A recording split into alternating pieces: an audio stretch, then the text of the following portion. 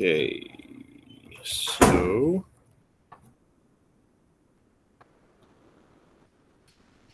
Abigail is here. Kincaid, not here yet.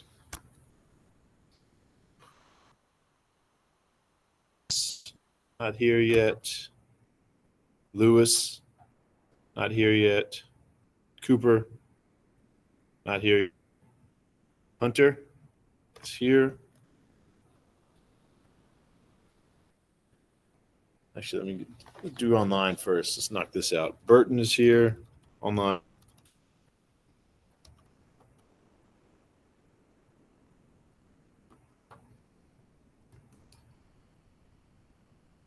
Is online. Speaking of online, I'll go ahead and the attendance word. That way, the line can get a little extra credit. In the first 8 a.m. We're about 4 minutes away from 8 a.m., but 8 a.m. So if you're online right now, you can send it in at a little bit of extra credit. And if you're watching the video, that's just part of your attendance words. If you're watching this later.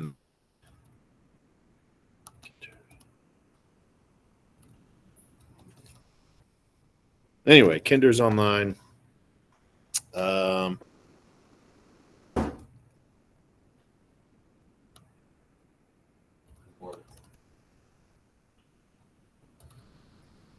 Julie is online. Is everybody online? So back to the Caleb's not here yet. Crowder is here in red. Cody, not here yet.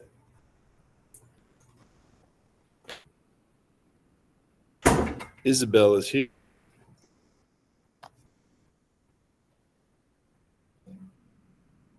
Rogers. Talbert.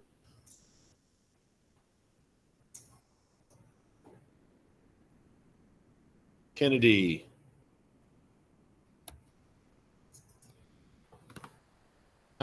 Larissa.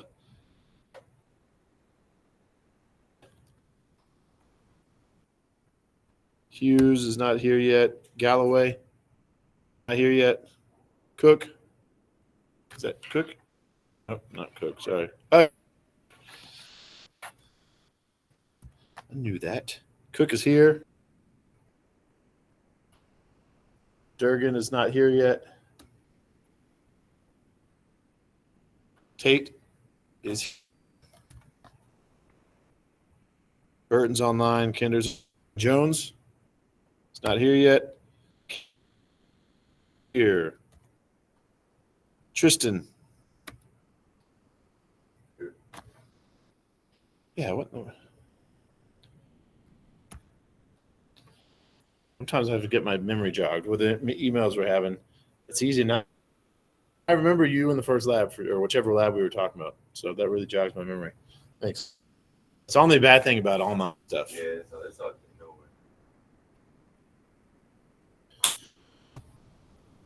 Ray and Fisher is on. Did I miss anybody here? Has anybody? Hold on. Don't tell me you. Cooper? You're way back there. It's hard for me. Oh, yeah. Reinhardt. Reinhardt is here. So with less than a minute to go, let me run through this recording so that will help me. Abigail is in person. Kincaid is not here. Andrea? Here.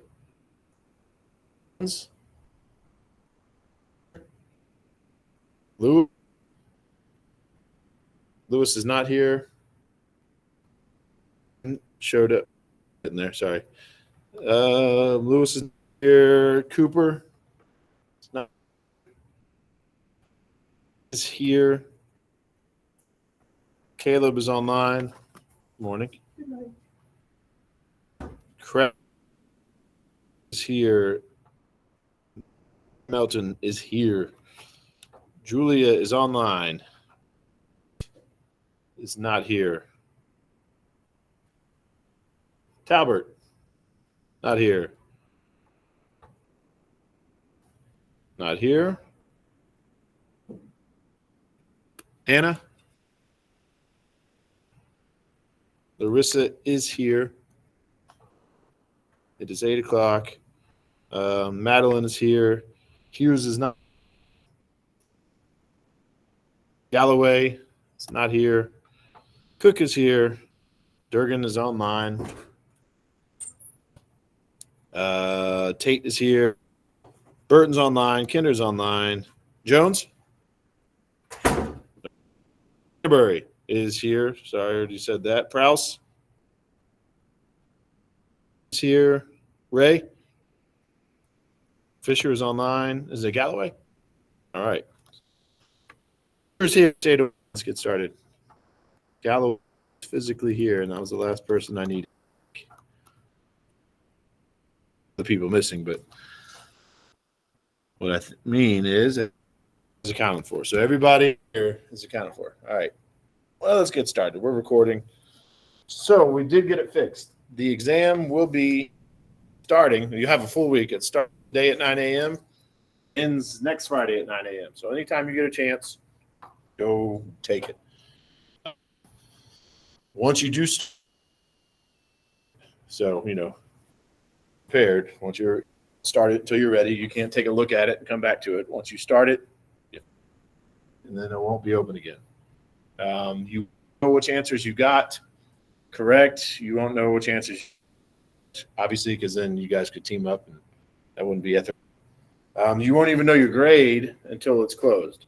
So even if you do it to score 100, you won't know about it until next Friday, which is a pain. I get it. But again, it just helps reduce cheating, basically. What else about it? Like I said before, you have 50 minutes to take about 50 questions. If you want more time than that, then just let me know. We can find it online. So you can show me, turn your mic on, turn your camera on. So if I can assure you're taking a closed book exam, I don't care how long it takes. So just study the first 2 study guides and read the first 2 chapters. That's what you need to prepare for the exam. What else? Monday, we will not meet. So don't come Monday. We're not having class. I will be online Monday at 8 a.m. for an exam review in which I cover the first guides and say, all right, this question is definitely going to be on the exam. This one's definitely not on the exam. This one might be on the exam, might not be on the exam. This is how I might reword this question. This is how I might reword that question, so on and so forth. And hopefully one of you shows up and volunteers and lets me use your study guide, because that way I can go through I don't have time. I've never had time in 50 minutes to go through every single question. What I need in a perfect world is for you guys to come prepared and say, you like, and you're like, I need the answer for this one, this one, this one, this one. And you can just shout them out to me. And hey, can you give me the answer to this one? I'll look at it and I'll give you the answer and explain why wrong and why this is the correct answer. So hopefully we can do that. But again, I'm not going to force you guys. It's just an exam review. So I'll be there online. I'll try to record it. I'll give extra credit for anybody who shows up online. I don't know how much. I guess it all depends. If one person shows up, extra credit. Because you're the one who did it. And if a lot of you show up, you get some extra credit. Yes, ma'am.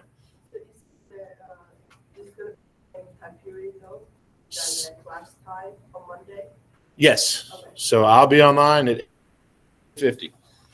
I won't be here, but I will be online from 8. Of course, if no one shows up, I'm just not gonna. I'll just, I'll give it. That say if a professor doesn't show up after so and so time, you can go away. By the way, but yeah, I'll do that for the opposite. If people don't. Anyway, let me think. What else to say about the exam? I guess that's it. Yeah. So make sure you do the study guides. Yeah, and hopefully, and What else? On doing the exam review on Monday. If make it, I'll still, if you want, find time sometime between now and next Friday when the time closes. The exam, if you want to meet me online, one-on-one, and go over your study guide. So yes, that's my plan. I'm doing that Monday with everybody, but I'll do it with you one-on-one. Whenever you want, just let me know. We good? All right, I think that's it. It's a good thing I took my time. Okay, so that being said, let's get started on back to chapter 3. And remember, chapter 3 is not going to be on the. And also, everything I just told you is in writing in the announcements. You guys all should have read the announcements by now, but just in case, there you go. Here we go. Back to chapter 3 then. Told you on Wednesday. So the first 2 bullet points we've already covered. I wouldn't say it's not important. Actually, the one we're about to do too. It's not. It's just that the most important stuff that you're going to learn in these little bullet points are going to be covered later in the semester. So, like I said, we're really going to dive deep into cellular reproduction, for example, in which case you're going to learn all about chromosomes and the nucleus. And then later you're going to learn about how proteins are built. And all about genes and RNA and ribosomes, all the stuff I'm about to teach you now. Again, all the important. So for that reason, I'm just going to kind of, I don't want to say fly through it, but I'm going to go pretty quick. The most important stuff, as far as the exam is concerned, in a sense, is the stuff after this bullet point. Because this stuff cover once. Yeah, everything from here down. We're going to cover this once. You're going to need to understand this to understand the stuff we learn later, but we're not going to come back. Keep that in mind as we go through this, and now you'll understand why this portion I'm going to quickly.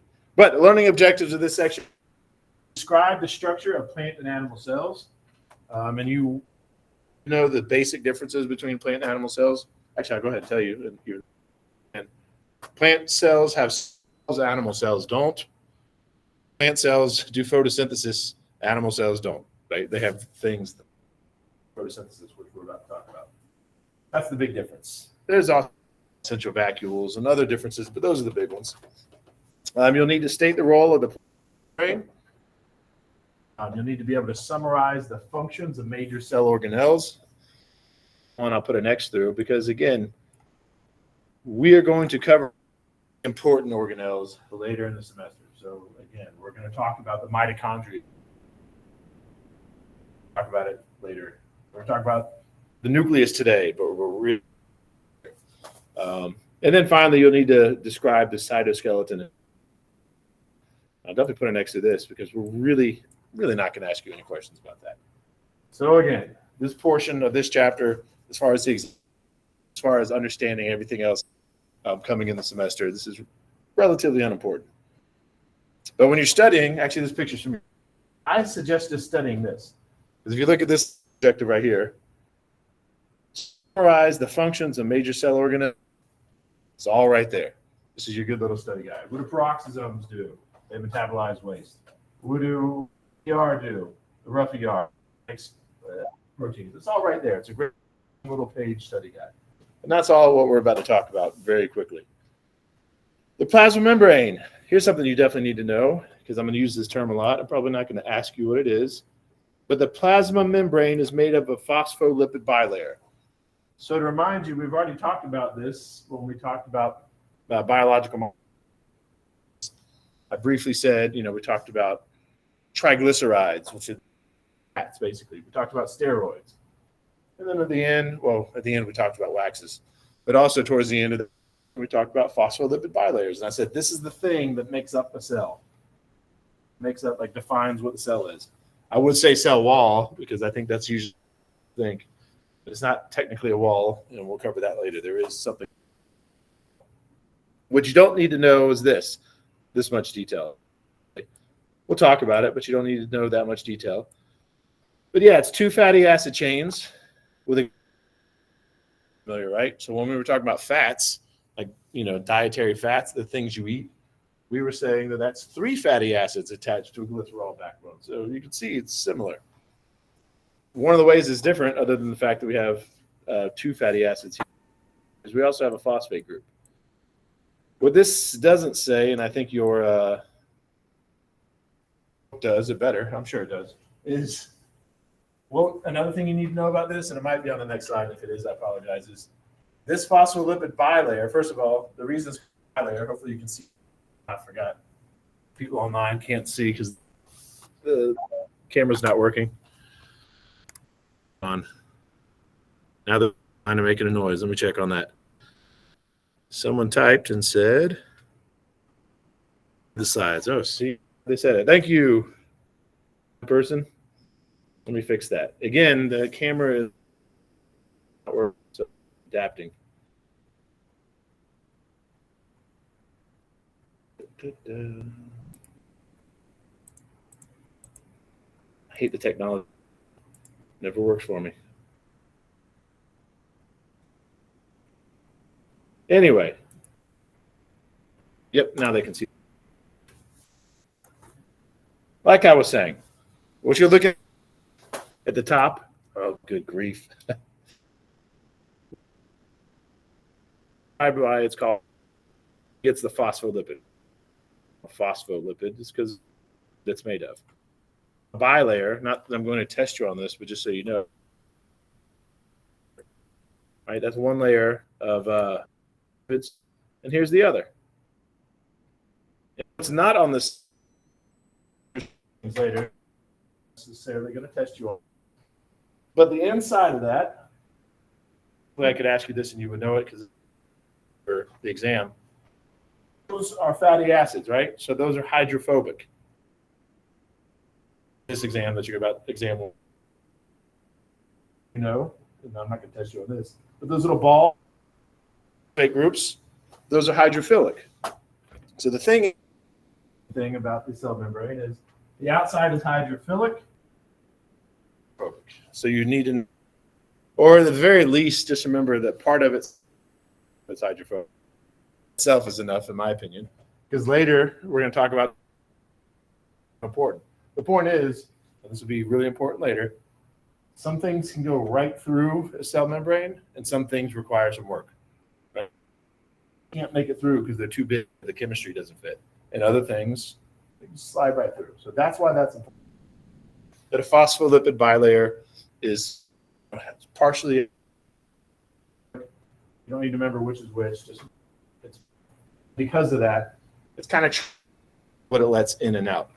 Which brings us to this last bullet point. If anything, this is another phospholipid bilayer. What does it do? It does a lot. But the big bilayer,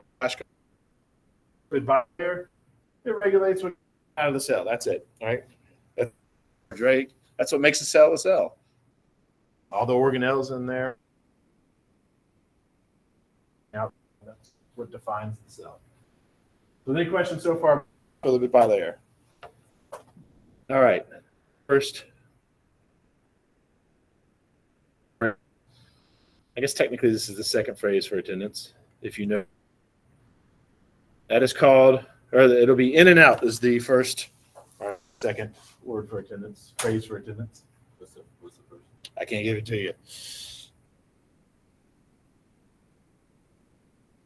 Who were here like 20 minutes early, so of course these are extra credit for you guys too, but you won't lose points. Just a little extra credit, because the online people hardly ever get extra credit. Anyway, let's talk about the cytoplasm. If you make a flashcard, you could just put cytoplasm inside the cell. That's basically how I think you should think about it. It's just the stuff, right? Not all the other things you're about to learn. Not all those like the mitochondria and the ribosomes. Not that. Just all the stuff, the gunk that it's the way to think about it. And let's talk about the official description. The cytoplasm is the contents between the membrane and the nuclear envelope. So basically, it's just the stuff in the cell, not in the nucleus. And we'll talk about that later, but this other than the nucleus. Someone already did a study guide for chapter 3, and they got this question wrong. So confusing. So they chose something like the contents between the membrane bilayer was the wrong answer that they chose. Because if you just read this, that looks very similar. So it's not the contents in here, right? Not the bilayer. That's what that would be. It is the stuff just basically inside the cell. What you don't need to know is this. I mean, yes, it has the organelles in it, but you don't need to remember that it's a gel-like cytosol, and you don't need to know the cytosol is the cytoskeleton and various chemicals. You also don't need to know 70-80% water, but at least do know that it's water with semi-solid consistency. So again, I think very important because I'm probably not going to test you on this, but we will use it later. Use the word cytoplasm. Every time I use it, what I'm probably mean is I'm talking about some kind of about the stuff the organelle is in. Like when I refer to, that's my way of saying it's in the cell, right? So later I'm going to talk about things that describe something. I might say this happens inside the mitochondria, inside the cytoplasm. And when I say in the cytoplasm, what I mean is it's not happening inside the mitochondria. It's happening in the mitochondria. It's happening in the cell. So again, that is the most important thing you need to know about cytoplasm. Just know what I mean when I use the word, because I probably won't ask you any questions. So do you have any questions so far? All right. The very thing for cells function, but for this, not very important, because most of the stuff I'm going to teach you later either doesn't involve the cytoskeleton, or because this is 100 level course, we don't dig deep enough to explain how it's related to the cytoskeleton. So basically, what you should think of with the cytoskeleton, because again, I probably won't ask any questions about this. It's just, we'll just think of anything when you think of a skeleton, right? A skeleton keeps the shape, gives it shape. Same thing with the cytoskeleton. It gives the cell shape. It gives network of protein fibers. I'm definitely not going to ask you what it's made of. Like I already said, the important thing here is that the cytoskeleton helps maintain the shape of the cell. Yes, it does organelles in specific positions. Some teach you about all these organelles. You might ask, are they just floating around or are they attached to something? Well, they're floating around or attached, or if it's attached to something, but in some cases it is floating around. It's attached to the cytoskeleton. It allows the cytoplasm and the vesicles to move within the cell. I haven't even taught you what a vesicle is yet. That again, we'll put a net because I'm not going to ask you. And it enables unicellular organisms to move independently, and I won't do that either. So again, the most important thing to think of for cytoskeletons is that it helps maintain the cell, if that. And I'll probably ask you that. So again, later in the semester, when I'm talking about this organelle is here and this thing's moving, and I'm not going to know why because it's a 100 level course, but in the back of your brain, just remember it's probably this thing is going from here to here. Like, well, how's it moving there? For that, for this 100 level non-biology major course. I guess that'll be the next word for attendance. Sit instead of saying it. There we go. The next for attendance. And of course, if you're in person and you send those are all online. I mean, extra. And if you're online right now, send those before 9 a.m. Those are just your attendance words for regular credit. In the video later, send the words. What? Any questions so far about cytoskeletons? We're going to talk a little bit more about them. There's 3 types. And I remember someone already reading this too. I'm not going to ask you this. They are on the study guide, but I'm not going to ask you on the exam. Because again, it's a 100 level class. All this stuff, for the most part, it's not going to matter. Don't get me wrong, this stuff is going on. This stuff is important in the background. Like the cell needs to do all these things that I'm going to teach you later. But again, since it's a 100, I'm not going to dig that deep into how some of these processes work. Therefore, there'll be no need to know about these. But anyway, the 3 types that we will quickly discuss. Moving forward are microfilaments, also known as actin filaments. Then we have filaments, and then we have micro. No, not that it matters. We're is in a particular order. We're going from smallest to largest. Microfilaments, they are the thinnest. What do? They move microfilament. None of this you need to know. And they are common in muscle cells, and they're responsible for contraction. So when you think of muscle moving, or your body moving, microfilaments that are responsible for that. But again, I'll put a big X through this to remind you there will be no questions about this on the exam. Put it on the study guide. But in my opinion, it's because even though the cells are using this, we don't talk about them in the semester. So anything about microfilaments before we talk about intermediate filaments. Intermediate filaments, as you might imagine, it's an intermediate. So it's not as small as microfilaments. It's not as large as microtubules. It's the middle. Its function is to maintain, which is to maintain the cell shape, keep the organelles in place, and some of them are made of keratin. I don't know. There you go. Once again, putting the big because you do not. Any questions about intermediate filaments? Okay. 3 microtubules. Like I said, we're going from smallest to largest, so these are the thickest. They are technically hollow tubes, unlike the other ones. They dissolve and reform. And instead of keeping microtubules actually guide their movements, right? So when an organelle, that's the intermediate filaments. When it needs to move, that's the microtubule. Also moves chromosomes. So that's where this will get important. Bullet point here, which will not be on this exam. This, we'll talk about microtubules again. But in that case, we're going to talk about a bunch of stuff it does. When we come back to them again later in the semester, I'm going to a specific job that it does, and you will need to know when we get there. But for now, so now you can let the tubules marinate in your brain until we get there, and then it'll be ready to go. Last bullet point. This would be important in biology class if we were really talking about bacteria and other organisms. Then we might be really concerned with flagella. Don't get me wrong, some of human cells have them too. For this course, they're not very important. We hardly talk about anything with flagella and cilia.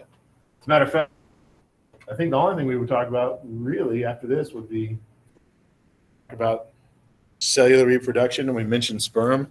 But even then, we don't even talk about how sperm works. We don't talk about the parts of a sperm or what makes it move, how fast it moves, none of that. All we talk about is the sperm. We don't talk about. Anyway, are there any questions about microtubules? I'll put a big old X through this, but remind you, of 3, microtubules is the only one we'll talk about again. And even then, it'll just be very briefly about how it has this one specific job. And even then, I probably won't test you on that. Any questions about the cytoskeleton? Really quickly, because your book did it, let's also do it too. Let's discuss the differences between flagella and cilia. Flagella are long hair. This is a long way of saying they're just long hair type things that are sticking out of the cell. They are used to move the entire cell, and they're present when cells have them. There's like not many of them. It's like one. So again, you can think of a sperm cell. That's what moves the sperm cell around. They, instead of being long or short, those are short hair-like structures. They're around the entire surface of a plasma membrane. So not just one long one, but a bunch of little tiny ones. They are used to move entire cells or outer surface of a cell.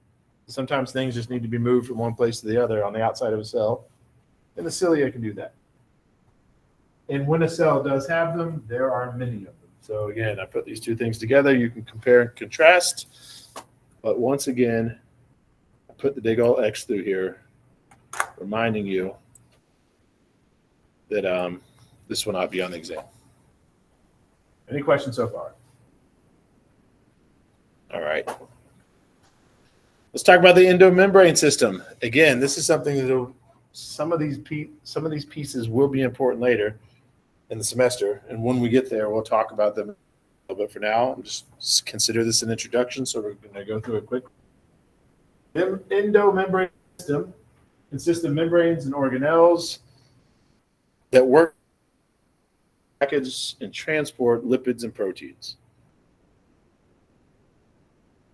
Therefore, there's no need to study it. Therefore, there's no need for a flash.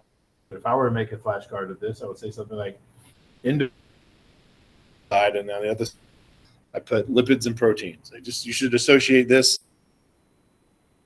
When your cell makes proteins, it uses this. When your cell makes lipids, it uses this. When your cell's packing those things or moving those things, it uses this. What it includes are nuclear envelopes. Talk about at a later date, and you'll get asked in the nuclear envelope. It includes light, which we're also about to talk about today. But then after that, talk about it again. Vesicles, which again we'll talk about after, but then after that, we'll never talk about it again probably. The ER, the endoplasmic reticulum. This one we will talk in greater detail. But again, for today, this is just an introduction. Get tested on this next exam. This will be later when we start talking about. Once we get to that chapter, then we'll really start talking about this, and then I'll start telling you. Then I'll start asking you questions about it. The Golgi apparatus. After this chapter, we're not going to talk about. So we're about to talk about all these things more detail. But are there any so far? So remember, I'm not going to ask you questions about the endomembrane system on this exam. Almost definitely not going to ask you. But again, some of the stuff will come back later. Later exams. So here we go, the nucleus. We'll talk about that first. It is the most prominent organelle. It houses the cell's DNA in the form of chromatin. Well, some of the DNA. We'll talk about the exception to that rule later. And it directs the synthesis of ribosomes and proteins. And again, in my opinion, if you're taking notes, there's not even any need to write this down. Because the nucleus is very important. And the nucleus we will talk about again later. But that's the point where we're really going to talk about what it does. And that's the point where I'm going to test you on it. So right now, this is just an inch. You look at a cell in a microscope, like it's the most prominent organelle. It's probably the easiest to spot. But yeah, so far, right now, I think what you should associate with the nucleus is DNA. Chromosomes, chromatin. And there's a difference between those words, and I'll explain it later. But yeah, you should think of the nucleus. That's where all of our DNA is. Anyway, I'm going to be on this second exam. Any questions about the nucleus so far? All right. Within the nucleus, or while we're talking about the nucleus under that subject, there's something called the nuclear envelope, which, as it sounds, is like the membrane almost, right? It's the thing that's on the outside. It's kind of what keeps the nucleus separate from the rest of the cell.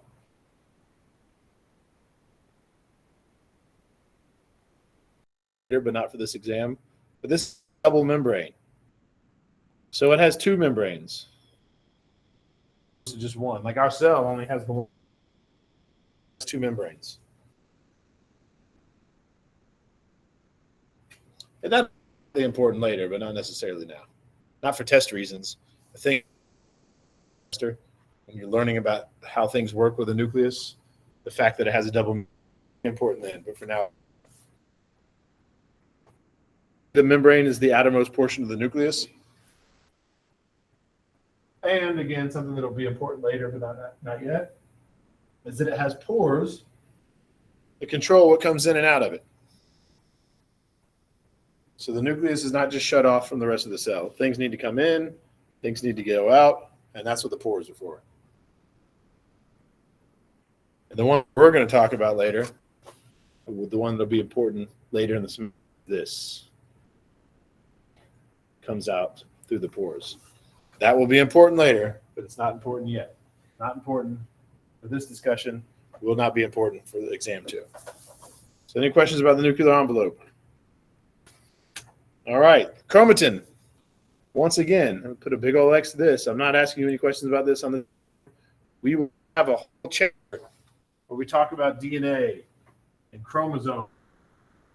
I'm going to ask you that on some other exam, this exam.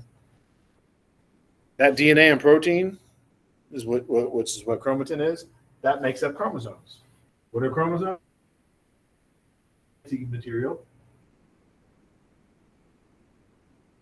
Put in there, so do I. So what I mean by that is, for example, a bacteria, and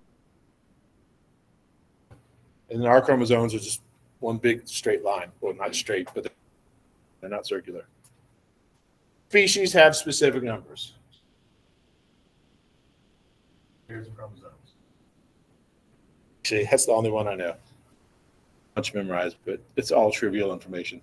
So again, I put a big X to that because in this exam, this is not important. We will have a whole chapter where we come back to this, in which case you will need to know what chromatin's made up of, and you will need to know what chromosomes do. But for now, just an introduction. So are there any questions about chromatin? All right, the nucleolus. This one's really unimportant in the grand scheme of this course. Again, cells can't function without any of this. But for the exams and for understanding everything in the semester, this one's not very important. We'll mention it this once, and then we won't talk about it again. But it's the dark area inside of the nucleus that you can see right there. It's where the ribosomes are made. We'll talk about ribosomes later. Ribosomes will be important. Really discussion later in the semester. But where ribosomes are made, completely unimportant as far as we're concerned. We don't talk about how they're made or why they're made. And that'll be the next word for attendance is put an arrow to it. Underline it. Whoops. Now I'll just say it because it's got too confusing. The next word for attendance is made. Not like somebody that cleans your house, but like when somebody joins the mafia officially. They're made. Anyway, any questions about this relatively unimportant side as far as this course is concerned?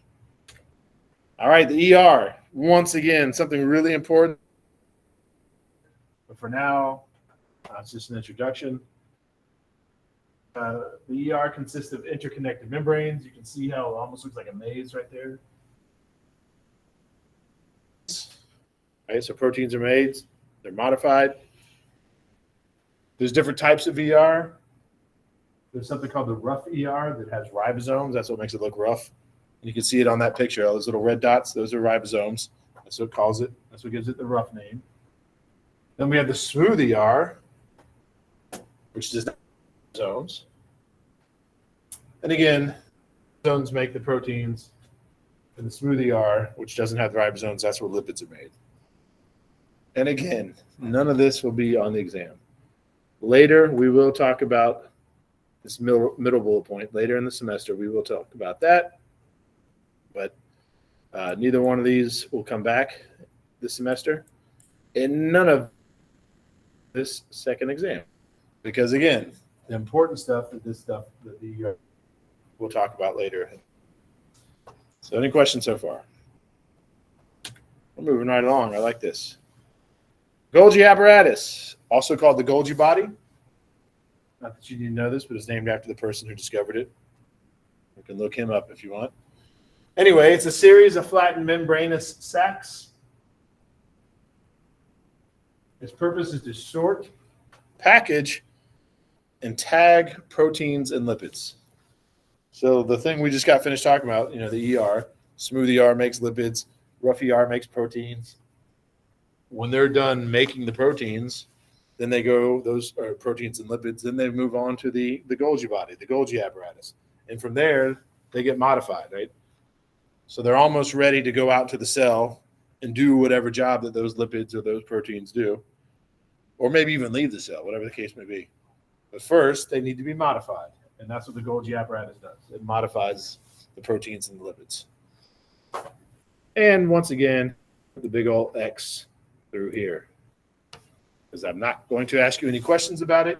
Even when we get to the chapter where we talk about proteins, even then, apparatus. We're going to be really how the proteins are made, right? Like the very moment about how ribosomes come together, and what you should know for the first exam that you're about to.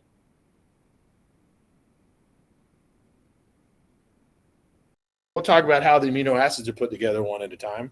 We'll talk about that, but we don't talk about this. We don't even talk about the Golgi apparatus, how it sorts, packages, and tags those proteins.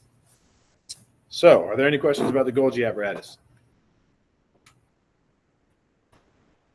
Lysosomes. Once again, something that we will not talk about again for the rest of the semester, I don't think. If so, it might only come up briefly, and it won't be very important. But anyway, the lysosomes are like the garbage disposal of the cells. They recycle things, right? They have digestive enzymes. So I know you think of humans, well, correctly, right? When you eat food, you have digestive stuff inside your stomach, well, inside your whole system that helps break. That's what your digestive system is for. So a cell doesn't have a throat and teeth and saliva and a stomach that churns, right? So when a cell needs to digest something or break it down, it uses the lysosomes. So remember all those macromolecules we talked about in the last chapter, proteins, lipids, carbohydrates, all that stuff. Let's break those down. Because remember, think about all the stuff that's, for example, when you eat protein, think about that when you're eating like a steak, thinking, all right, I wonder how many different proteins I'm eating right now, right? But anyway, you eat all these different proteins, and you're specific proteins, but it does amino acids, so it can build its own proteins. So that's why it's important. Not for the exam, not for the rest of the semester, but just so you know, right? So we don't need these proteins. You eat protein not because you need protein, but because you need, and you use those amino acids to build your own proteins. Anyway, that's just one example. Also break down worn out organelles. So your organelles get old. We don't want them just sitting around doing nothing. So your lysosomes, we can use them. And they also destroy disease-causing organelles. And that's what that little picture shows. But once again, putting the big X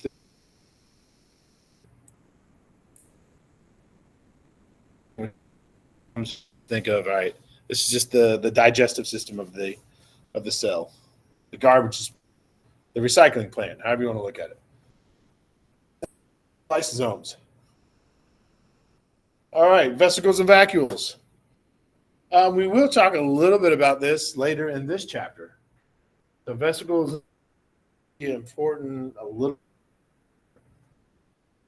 and that point where we focus a little bit.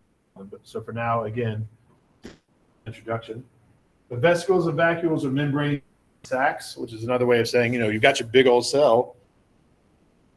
And those things are almost like, in a sense, little tiny cells. And when I say in a sense, what I mean is because they have their own little membrane.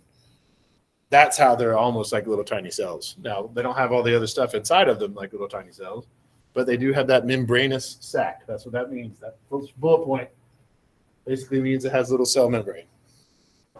They're used for storage and transport, and that's the part that we'll talk about later in this chapter, and at that point, it'll be important. Just know that they're used for storage and transport. And vacuoles are larger than vesicles. They also happen to be able to break down macromolecules.